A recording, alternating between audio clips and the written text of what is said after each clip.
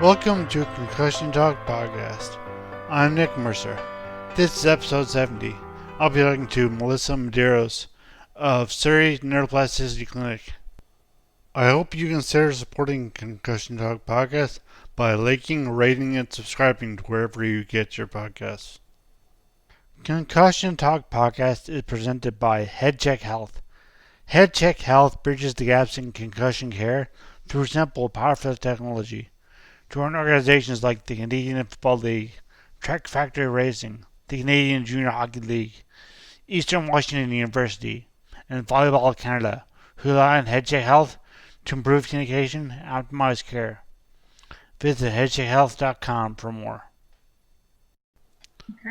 Okay, Melissa Medeiros, can you please explain to people, well, I guess first of all, who you are, and then I'll ask you about Surrey Neuroplasticity Clinic. But first of all, who is Melissa Medeiros, and what does she do at SNPC? Great. Yeah. Thank you for having me on the podcast. As you said, my name's Melissa Medeiros. I'm an occupational therapist, and I work at the Surrey Neuroplasticity Clinic, where I'm also the clinical operations supervisor. And so I've been interested in brain injury for a very long time, since I did my undergraduate degree in psychology at the University of British Columbia.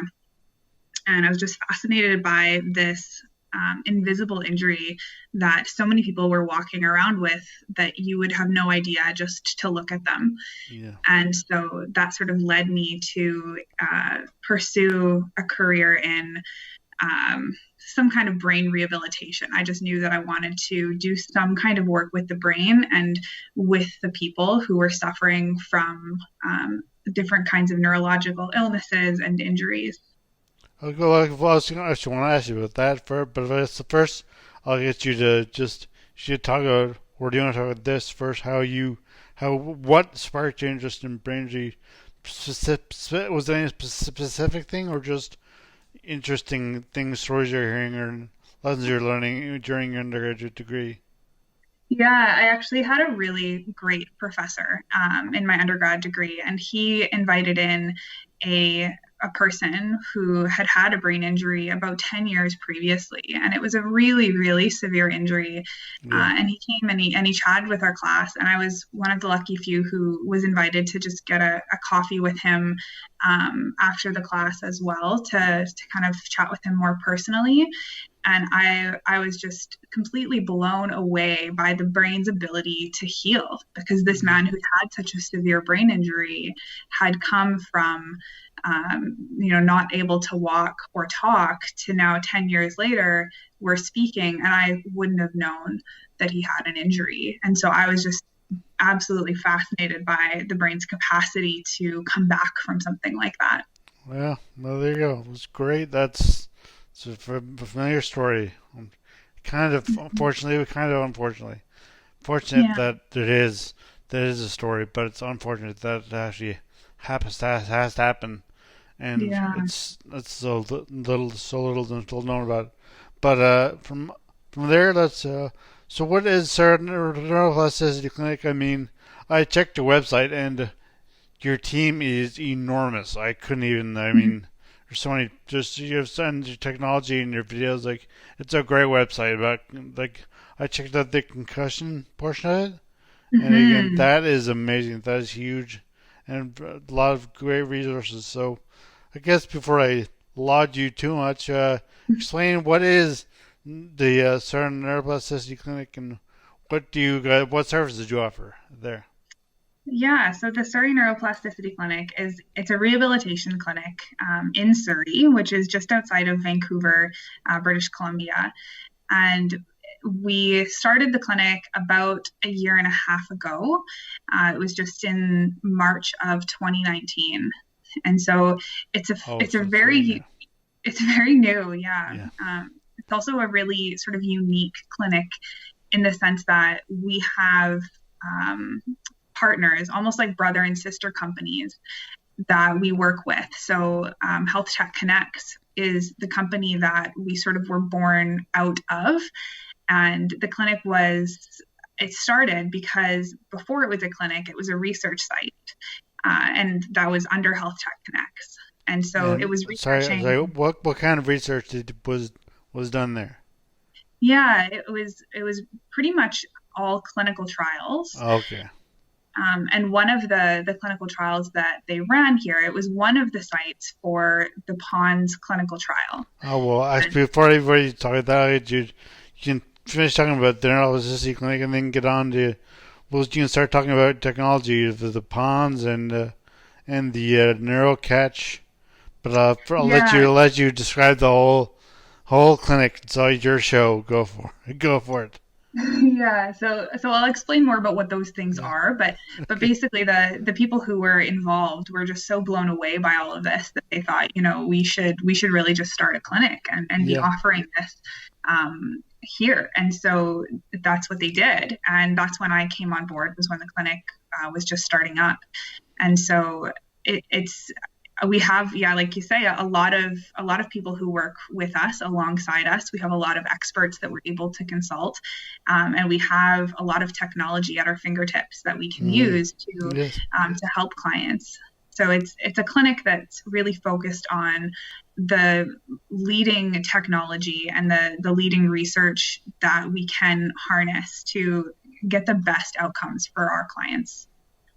Yeah, because actually I was reading about you, and I know you're a big yogi, and Yeah. I love yoga as well, and but so obviously those to breathing and relaxation are very important methods for well being as well. But technology in the sphere of brain injury is just fascinating. There's so much great technology out there, and obviously so little is known about the brain and brain injury, even though a lot is being learned every day. But it's just fascinating that how much technology, what type of technology is being introduced, and how it can be used for what it's, but technology is for. Technology is for to make our lives better, to help us, and if it can be used in rehabilitation, then all the better. So Mhm. I know you're starting out with the neuroplasticity clinic is the first in Canada that has neurocatch. What is neurocatch? Yeah, so NeuroCatch, it's a technology that was developed by Health Tech Connects, and so they're the company that I was mentioning. They're kind of like our brother, our sister company, and so we've had the benefit of using their technology really early on and providing them feedback as they're developing newer versions. So the NeuroCatch is a assessment. It's a brain vital signs framework, and it's an EEG machine. So you put this cap onto your head, you get kind of strapped in there, and Yeah. there's a few electrodes that have a little bit of gel put into them for helping with conduction. And then it's just a 6 minute scan. So it's a 6 minute little EEG scan, and it takes a 6 minute recording of the activity that's going on in your brain, and it can measure your auditory sensation, your basic attention, and also your cognitive processing. So So we get is this done in the clinic or is this done in hospital? The EG. We have it in the clinic. It can be available. It can be done anywhere. It's portable, Oh, which is great. part of what makes it really convenient. So Yeah. we've had our clinicians even take it to hockey rinks and do the assessment on hockey players right after they get off the ice, and we get a little look at the objective recordings of what is going on in their brain. How quickly is their brain responding to this auditory stimulus? And also, I rudely cut you off before you were talking about. Started talking about the pawns system. So, can you please Hmm. explain what that is and what it's used for predominantly now? Yeah, absolutely. So the PONS device, the PONS, it stands for Portable Neuromodulation Stimulator. So it's sort of like this backwards necklace. So you wear it around your neck. It goes around, and then the mouthpiece plugs into the front, and you And take so, this little mouth. is there like a wire from the neck piece to the? Yes. Yeah, Okay. exactly. Okay. Yeah. So there's kind of like this neck piece. If you've seen the headphones that sort of have like a piece that goes around your neck and then they Right. plug into your Okay. ears, very similar. It's very similar to that. Okay.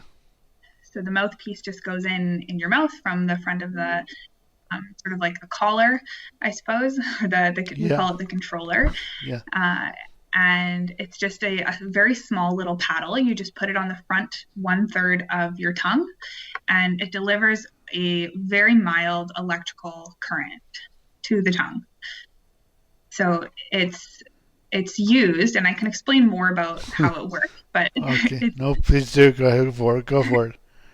yeah, it's used for uh, people who are struggling with balance and gait problems, and it's been labeled for use by Health Canada for mild to moderate traumatic brain injury, and Okay. recently Uh, multiple sclerosis was also added to the label. okay.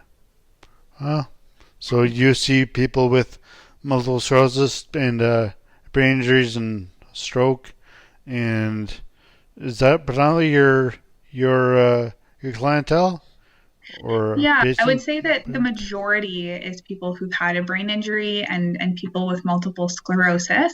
But we do also have people coming in who've had a stroke, as well as Parkinson's disease. And really, we have a lot of people contact us with all sorts of uncommon disorders who are just sort of out of options and are looking for something to help. And so, as you're an OT, and a lot of the thing you talked about gait and I don't know, you haven't talked about the bounce. That's a new another Mhm. bounce thing too, which you can talk about. But it sounds like it's more physical therapy and medical side. But for Right. OT, what do you do as an registered occupational therapist at the clinic? And do you make use of any of these new technologies? Yeah, great question. I work alongside the physiotherapists and kinesiologists who do the gait and balance training. And so, as I'm sure you know, and I'm sure a lot of people out there can appreciate that when you have some kind of neurological illness that it, or any kind of brain trauma, it really affects the whole brain. And Mm. so though we are focusing on gait and balance training in the PONS program, there's a lot more going on for most of the people than strictly gait and balance deficit. Yes, yeah. Yeah, and so one of the complaints that people come in with quite often is their cognition isn't working quite as much as well as it was before the injury or before the onset of the illness. And so, as an occupational therapist, that's something that is it's an area that interests me personally a lot. It always has, and so that's an area that I like to sort of hone in on and focus on with folks in the PONS program and outside of the program. So as well in our concussion assessment and treatment program, we do some cognitive rehabilitation there as well. I actually just in my getting my months messed up here, so I'm not going to April or May, April I think. I talked Mm-hmm. to the concussion OTs on Instagram. They're you've at in Toronto, Neurology Center of Toronto, and the Mm-hmm. OTs about to focus on their work a lot on people with concussion, brain injury, and Mm-hmm. they're interested in the same thing, and they're saying that a lot of people have a problem with just operating in their house and just like Mm-hmm. doing laundry and doing dishes and just well keeping schedules and stuff like that as well. Also, but Mm-hmm. so I guess upon the physical abilities that they're hopefully that this PONS device will help them enable will also lead to their just around the house and in their occupation, for example, in their job. Not that just Yeah. help them in that as well. Absolutely. Yeah. And it's funny you mentioned Toronto. Toronto is my alma mater, the University of Toronto, for Oh yeah, my OT degree. Yeah. that's great. So there's a good chance I might even know the OTs that Um, you mentioned there. their concussion routines on Instagram. Jenny Diamond and Yes. Gabby Kaplan. Yeah, I know Jenny quite well. Okay. That's funny.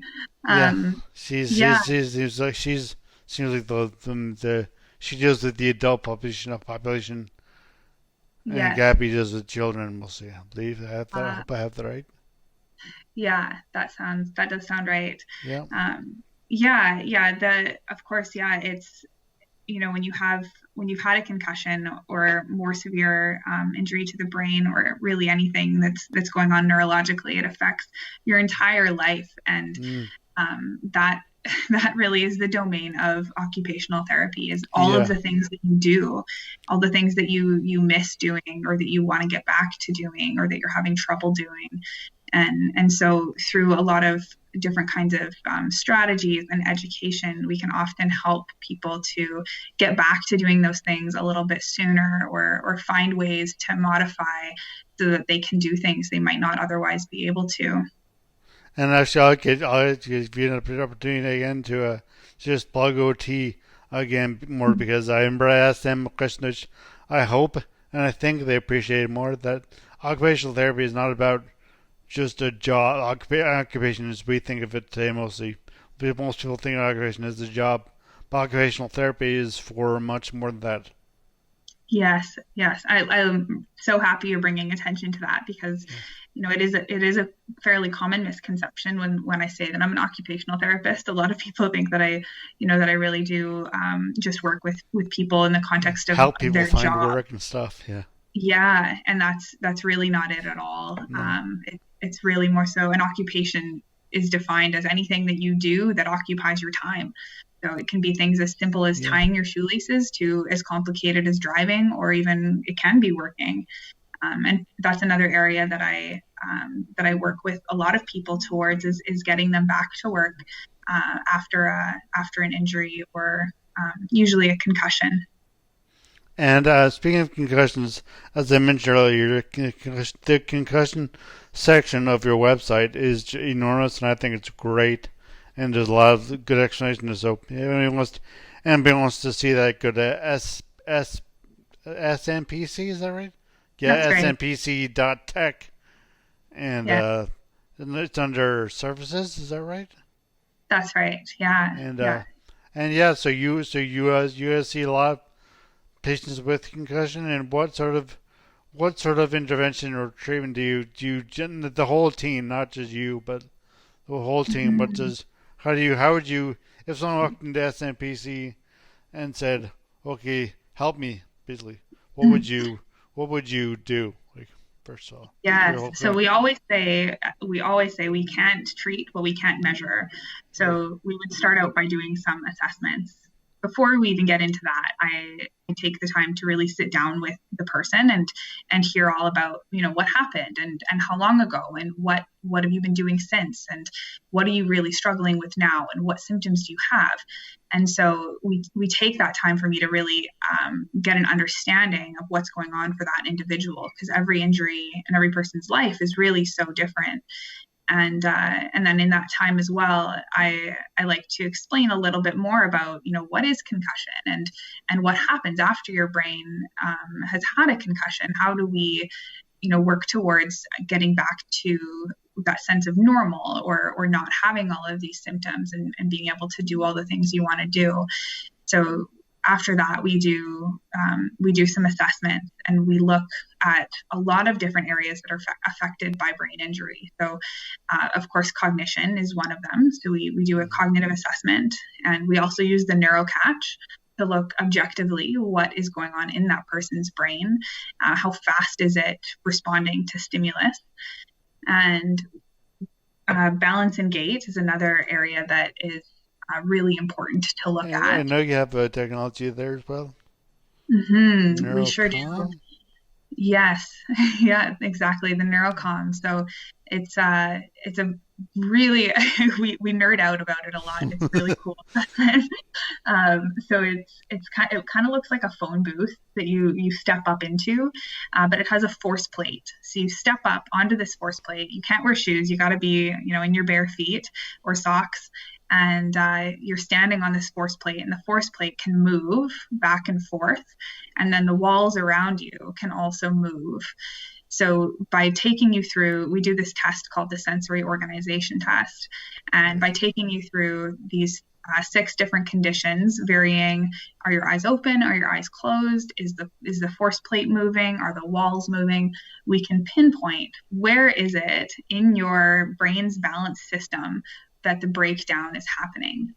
So is it your vision? Is it your vestibular system? Or is it your somatosensory system, your proprioception? And so from there, it gives us a really powerful objective measurement of balance that allows us to hone in and treat that specific problem. Okay, and so then you decide. So, who do you have on in the clinic? You have you're there, OT, kinesiologist, and physiotherapist, Yeah. and doctor, dietitian. It's primarily occupational therapy, physiotherapy, and kinesiology. Okay, We have neurologists who work with their own private practices or in the right. community who we collaborate with. And as well, we have some counselors and psychologists who we collaborate with as needed. But primarily, yeah, it's sort of the 3 disciplines. And so kinesiologists do a lot of this kind of testing. So they often do the sensory organization test. They often run the neurocatch. Otherwise, occupational therapy, we do the cognitive testing, and then physiotherapy looks more so, at your neck. We also have these goggles that are they're optometric goggles. So What does that mean? they can look really up close at your eyeball and what's going on with your eyeball when you're in these Okay. different positions. So it's not a very flattering view, but it gives us a lot of information. So the physiotherapist will put these goggles on you, and then they have a good view of what your eye is doing, and if they can kind of put you in these different positions and kind of turn your head to activate the semicircular canals in your inner ear, it can give them information about how your brain is processing that. So if your eyes start doing these kind of weird flickery movements that we call nystagmus, Yeah, depending on which I direction have that's in. that. Did you? Yeah. Yeah, still do. I think. Yeah. Yeah. Yeah. It's a really weird thing to see in the Yeah. video. No, I do. I used to now. I don't COVID. Should I do this? Just student as med student, like as a standardized patient at the med school here in St. John's, Newfoundland, Mm. and Hmm. they do the finger. This so I help med students do the assessment of someone. They don't know what's wrong with me, but or what my condition is. But they do the finger in front of the face thing. I follow it, and Yeah. I go to the left. My eyes kind of jump, like as you said, kind of shake or skip, like Hmm. yeah. So I know Yeah. they notice that very definitely. All of them do. Yeah, exactly. And that can often contribute to a lot of the symptoms of dizziness Yes, that it people does. will report. That makes sense. Yeah. Yeah, and often too with concussion, there will be some of these visual problems going on, but because they're so subtle, they might not be noticeable in just day-to-day life.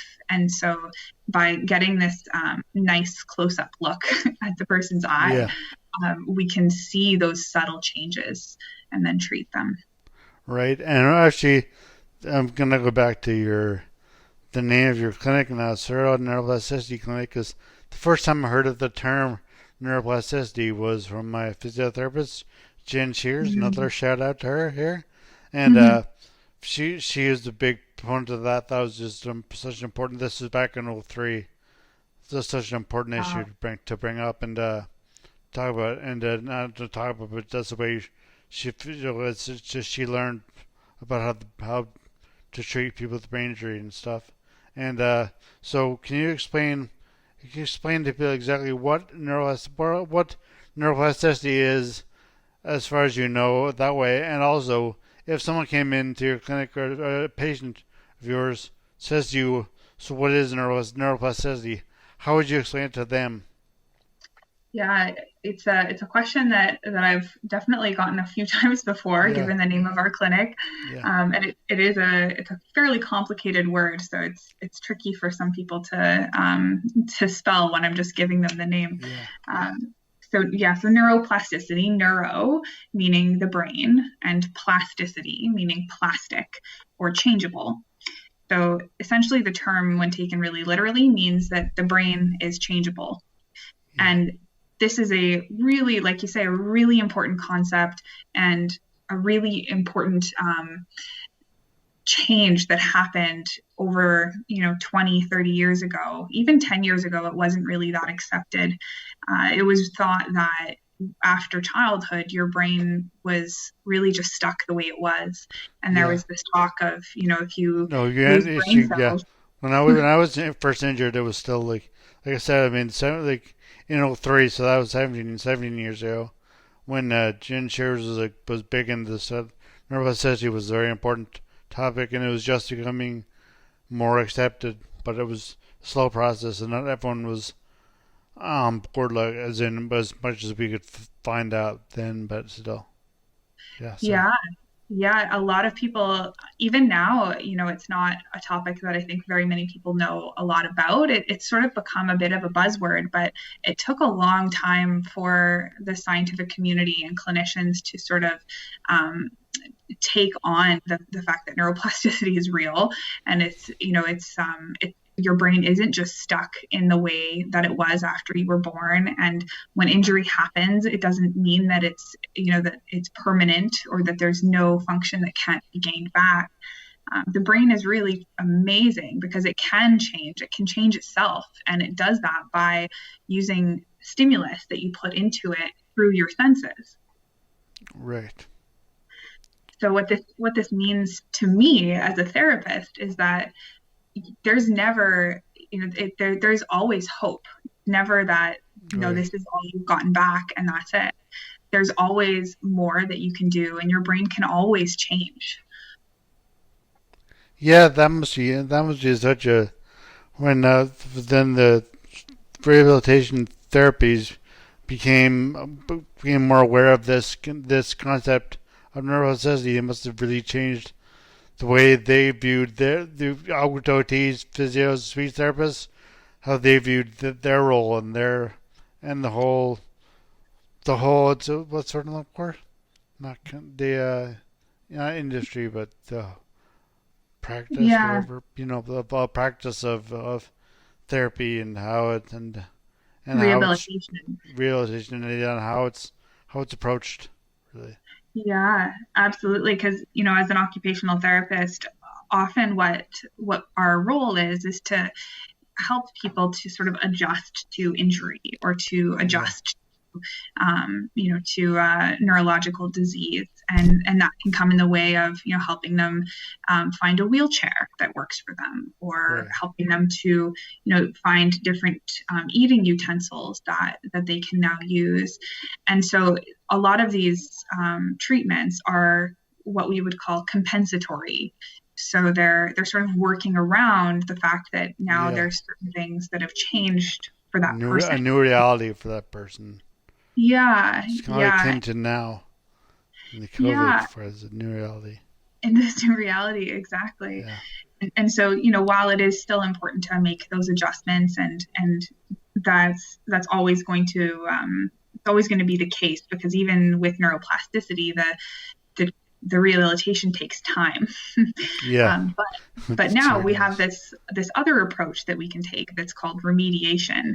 And so we can train different through different activities, and the more functional, like the more everyday life sort of activities, are the best ones to train through. We can train these activities, and we can help people regain function, so not just compensate. And the technology they have available is really helps you to do that. The objective assessments and the more rehabilitative uh, technologies such as like the neurocom is more rehabilitative technology, whereas the neurocatch is more of a diagnosable thing, objective assessment. Is that Yeah, The assessments, so the Neurocom sensory organization test, it actually does a little bit of both. So you can do some rehabilitation tasks in there and work on balance, but you can also use it as an assessment. So with that and the NeuroCatch, we're able to take these really objective readings that don't have the sort of therapist bias, or the, how many times did they fall out of the position? Or I know that person there, it's just a bad day. And so it helps us to really pinpoint our treatment, and that way it goes faster because we're able to work on the areas that need it the most. More efficient. And as far as treatment goes, the PONS device, it's been used for people who've found that they've sort of plateaued in their therapy and in their recovery. For people who've maybe been working on it for 3-5 years, sometimes even longer, and they've sort of gotten to this place that they can't seem to get past, no matter how much physiotherapy they've done or how much occupational therapy they've done. And when they come into the PONS program, it's sort of like a reset button in a way. And so they work through this program that's 14 weeks. So the PONS device. It's a whole system. It's a whole schedule. Program. So the device, it goes along with a 14-week physical therapy program that focuses on balance and gait training. And so the brain, it doesn't just change by putting a little reset button in. You got to really do the work. Yes. And I'm sure and anybody who's been through rehabilitation, it's a lot of work. And this training program is no different. One thing that we know about neuroplasticity is that repetition is key to get the brain to change. So it's in other words, one of the things. Sorry. I was just gonna say, practice makes perfect. It's one of those things. Yeah, no, it was like repetition. Like 2 weeks ago, I was talking to Modus Nova out of Atlanta. They have a therapeutic. She kind of leads me to the next question about your. I'll give that one a second. But there's hand foot mentors, just like as as AI robotic system that lets people recover, help them recover from stroke or MS or Parkinson's or any brain injury, but using repetition in this device that actually the physiotherapists and OTs can program, and the AI kind of feeds back and to help them do repetition at home. It's a device they can bring home, they can use at home when they can't get to the clinic necessarily, which leads me to their other big issue that Modus Nova and Bro wanted to talk about was, and I know you want to know word for telehealth, and so the telehealth aspect of all of this was the SNPC and telehealth. What's going on there? Yeah, so of course, when COVID hit, there's just been a huge need for telehealth services. Luckily, we had already been doing telehealth for a lot of our clients, because a lot of people who come to the PONS program find us from other countries. So we had people come all the way from Australia, lots of people from the US, and across Canada as well. Do you send them to a PONS device, or do they actually have to come to your clinic? Yeah, so the program, through the 14 weeks, the first 2 weeks are done in the clinic, and then the remaining 12 weeks are done at home. So you do have to come in for the first 2 weeks, but then after that, you can do the program from home. Yeah, great. Now, of course, like any physiotherapy, really best results are done in person. But obviously, yeah.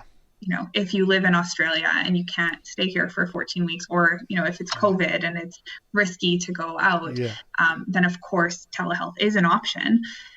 And so we were doing telehealth with our clients who were in that at-home phase of the PONS program already. And in addition, I even personally, I do a lot of telehealth with people who I'm working with who are recovering from concussion.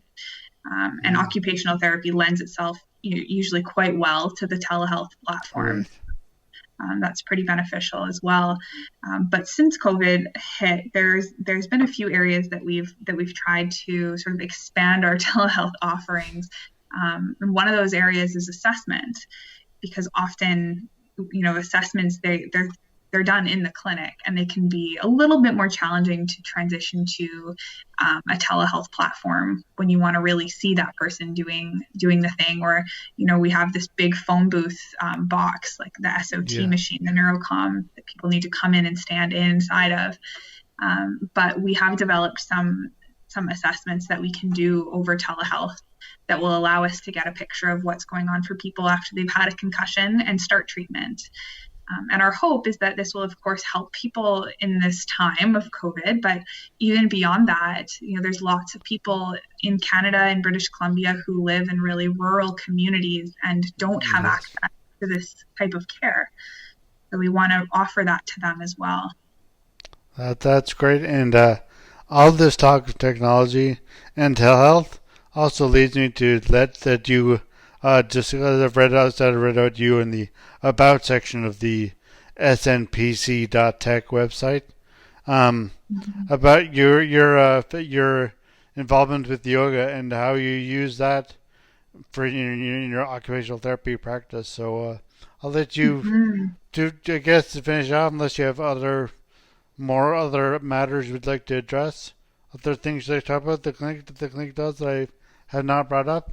But no, otherwise, I think we've captured it well. Great. Well, then I'll let you talk about yoga and how you use yoga in your occupational therapy practice and in your life generally. Yeah. So yoga really helped me personally with managing my own anxiety.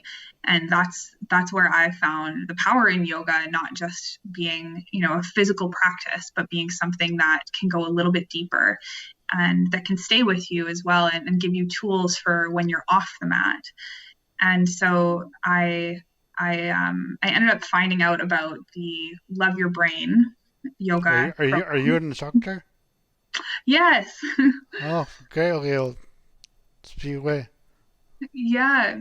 I got my yoga teacher training, and then I went to Boston last summer to do the Love Your Brain yoga instructor program. And they had one that they had just started offering that was specifically for healthcare professionals. So I found that really, really interesting and really useful. So we have offered Love Your Brain yoga at our clinic, and we will be offering it again. And I use it in my own practice with my clients in both the sort of like breathing techniques and meditation tools, as well as the more physical tools and practices. So yoga is absolutely fabulous for honing that mind-body connection and that. And after an injury, even an injury that you would think is purely physical, like breaking your arm, you can start to have this sort of strange dissociation with that affected area.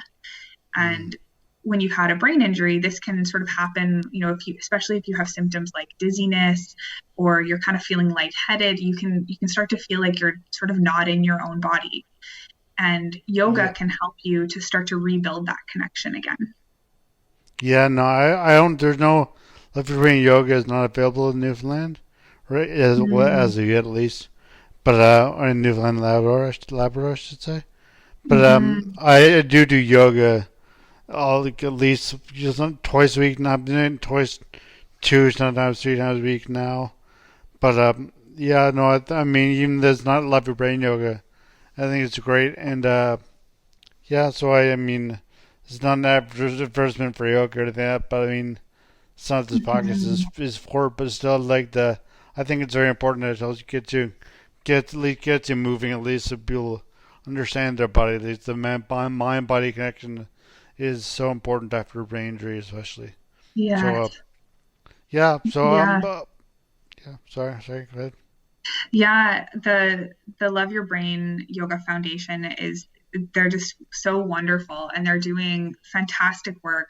Kyla especially is leading the way with a lot of research into their program, and they've been able to back up a lot of the claims that yogis have been making for centuries, really, about the power of yoga, and they've been able to back that up with science.